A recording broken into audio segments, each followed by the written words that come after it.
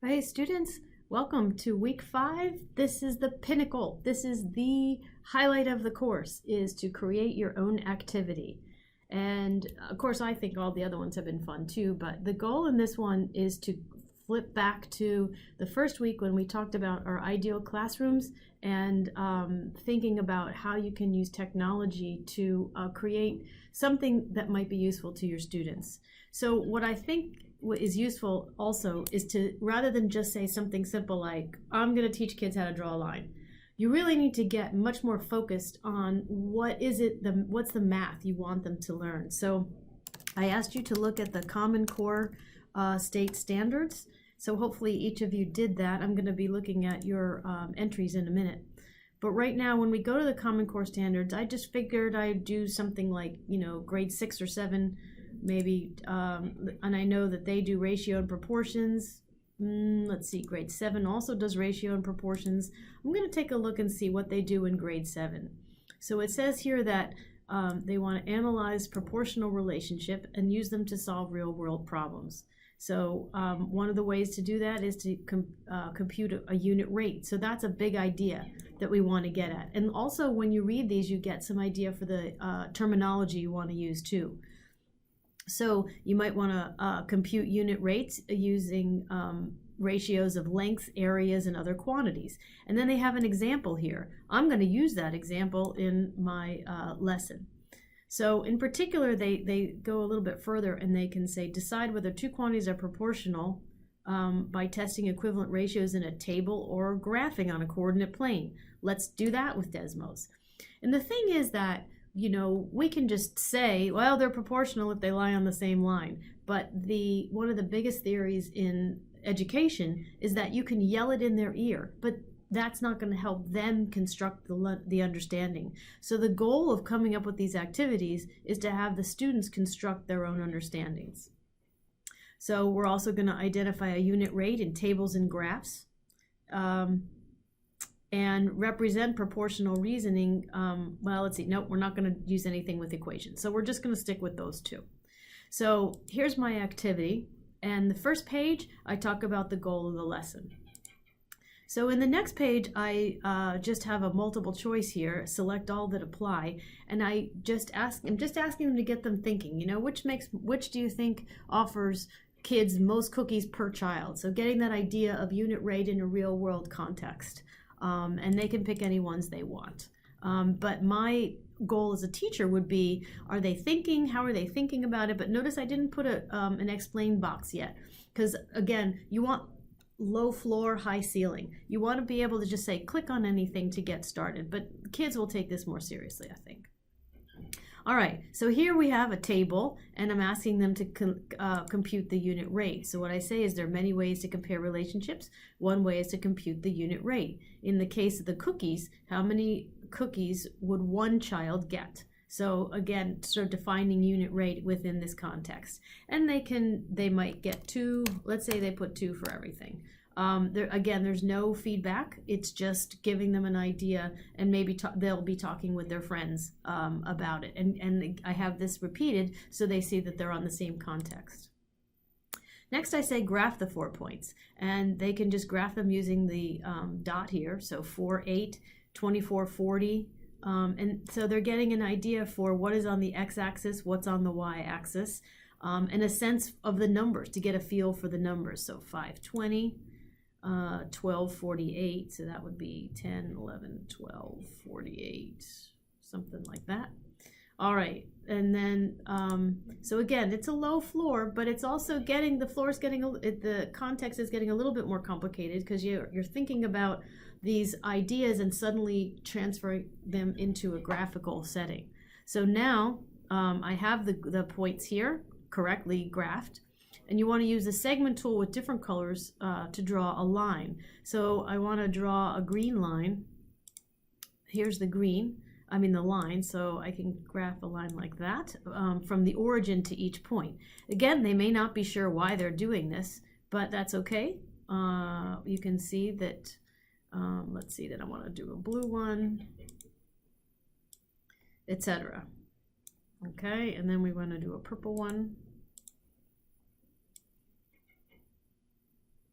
All right. Now, it's a shame because these two should not fall on the same. It does look like they do. These should fall on the same. So let's see. So now we have the actual here. So now what I'm trying to get at is to have them look at the slopes of each of these segments. And hopefully they'll realize that the slope of the segment is the same as the unit rate. So 8 divided by 4 is 2. The slope of this might be, for example, 40 minus 0 divided by 24 minus 0, which is still 1.6, etc. No feedback yet, just getting them used to it. Now, I could say that it's I should have made the scale different on this graph so that they're not so close together. Your graph should look like this one. So you can see on this, I did kind of make it a little bit different. Which lines segments overlap? So you can see that these two overlap. Hopefully they'll say that the points 12, 48 and 5, 20 fall on the same line, something like that. All right, and then we'll see what other people say. And now let's draw the points on the line. Let's look at the points that don't lie on the same line, draw a line to connect them. So I'm going to draw a line to connect this point, this point and this point.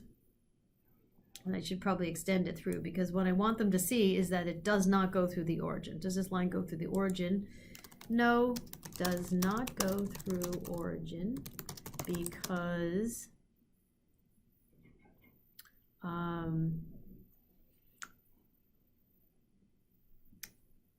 the slope,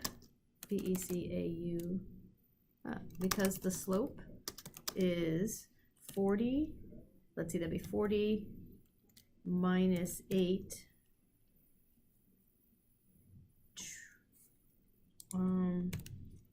It's important to take your own test so that you can see what are they going to write. Rate divided by 24 minus 4, which is not the same as the slope of the lines containing the origin and 4, 8, or the origin and 24, 40, or something like that. All right, next. So what I'm trying to do here, which of the following statements is not true? I thought about saying which of them are true, but if you say which one isn't true, then you can get an explanation box, which at this point, this is almost the end of, this is the second to last slide. I do want them to start thinking in terms of terminology. So it's nice to have an open-ended question. What I'm trying to get at here is that ratios that are proportional have the same unit rates. That's true. Ratios that are proportional lie on the same line. And again, because they have the same slope and contain the origin, I'm trying to give them some more words to think about. You cannot draw a line between two ratios represented on a graph if they're not proportional. Well, that's not true. We just did that. It's just that they didn't go through the origin, right? You can draw a line between 2 points represented in a graph even if they are not proportional, but it will not go through the origin. That's the true one. And the slope of the line containing points that represent proportional quantities is the rate. So then they'll put in something to explain their thinking there. And finally, I have this extra challenge. Remember, back here I said that I was going to put in this example from the Common Core standards. So here, if a person walks a half a mile in each quarter hour, compute the unit rate and draw a line segment, and then show that the slope containing the rate of the origin, containing the rate to the origin is the rate computed in part 1. And then if the person walks at the same rate for 1.5 hours, how far will she walk? So here I've got time and distance. I graphed this point so that they can make a line segment here. And then, I can compute a half over 1/4, and they might do it a number of different ways. We could say, if you walked a half a mile in a quarter, if I double it, then in half an hour, or I can even do it this way, right? In a half an hour, you will walk 1 mile. So if I double it again, in 1 hour, you will walk 2 miles. So the unit rate per hour is 2 miles per hour. Now, I can, for part B, I can say, well, this is the same thing. This is the slope again. So it's a change in y over the change in x. That's 0.5 divided by 0.25. I could say that's equal to 50 divided by 25, and that's equal to 2.